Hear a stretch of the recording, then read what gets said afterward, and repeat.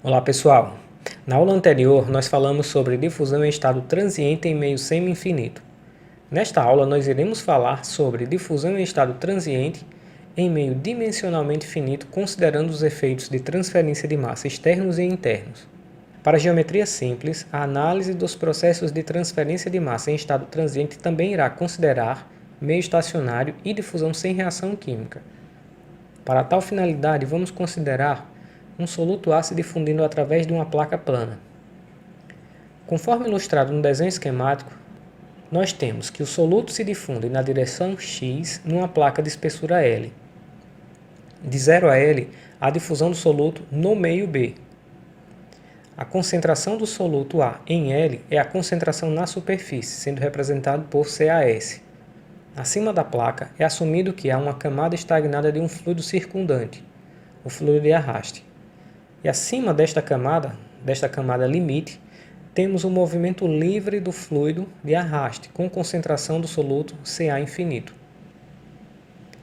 Na interface entre a placa e a camada limite, assumindo que o soluto chega à fronteira da placa por difusão e é transportado para o meio pelo fluido de arraste, podemos considerar que menos o DAB vai multiplicar o gradiente da concentração na direção x, em x igual a L, sendo igual ao coeficiente de transferência de massa externo que multiplica a diferença entre a concentração na superfície e a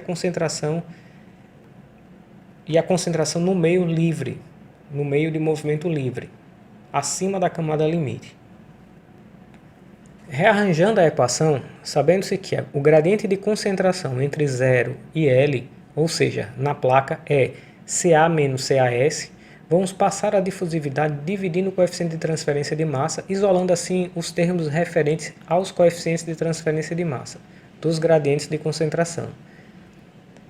Multiplicando agora ambos os lados pela espessura da placa, ou seja, por L, teremos a seguinte expressão que representa o número de biomássico.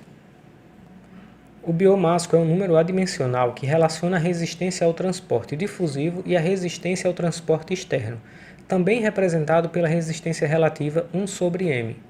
Em outras palavras, a resistência relativa é a razão entre a resistência à transferência de massa por convecção e a resistência à transferência de massa molecular por difusão. Desta forma, podemos avaliar o processo de transferência de massa transiente com duas situações possíveis. A primeira situação é quando a resistência à transferência de massa externa é desprezível.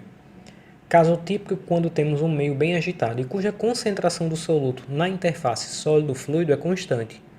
Neste caso, o coeficiente de transferência de massa, o Kc, é muito alto em relação ao coeficiente de difusão, o DAB. Assim, o valor de m será admitido igual a zero em processos cuja difusão molecular é controladora do fluxo do soluto que se difunde. Como não há resistência externa, neste caso a concentração na superfície será igual à concentração do meio externo Ca infinito. A segunda situação diz respeito ao caso em que não podemos desprezar a resistência externa. Nesta situação, as resistências à transferência de massa convectiva existem e o m é diferente de zero. E a concentração na superfície difere da concentração do seio da fase fluida.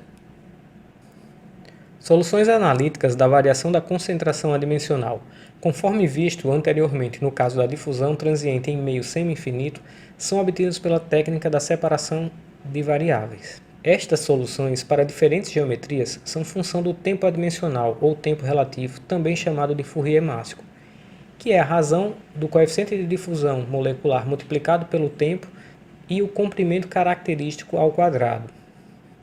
Estas soluções envolvem cálculos exaustivos. Representações gráficas destas soluções em coordenadas cartesianas, esféricas e cilíndricas constituem as cartas de Gurney-Lurry. São bastante simples de utilização. Estes gráficos são representados em termos de 4 razões adimensionais: a concentração adimensional, o tempo relativo, a posição relativa e a resistência relativa. No próximo vídeo, iremos ilustrar o uso destes gráficos na solução de problemas transientes, analisando o caso de uma placa ou um cubo, de uma esfera e de um cilindro.